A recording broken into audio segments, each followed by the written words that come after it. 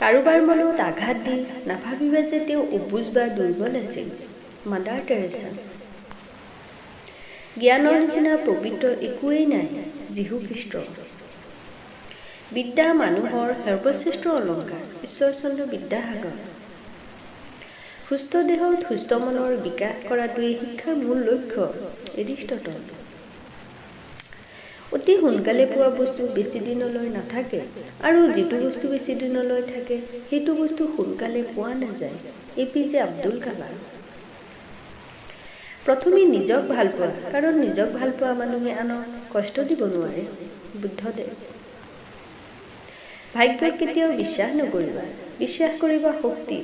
লক্ষ্মীনাথ বেজবৰুৱা। জীৱনত সুখ উপভোগ কৰিবলৈ হ'লে আনকো সেই সুখত সমভাগী হ'বলৈ দিব লাগে। এনে কৰাটো কেৱল উদাৰতাই নহয়, বুদ্ধিমানৰো কাম। APQ ৰাজ। ব্যৱহাৰ এনেকুৱা এটা বস্তু যিটোৱে মুহূৰ্ততে পৰক আপোনাক পৰ কৰিব পাৰে। আচাৰ্য চাণক্য।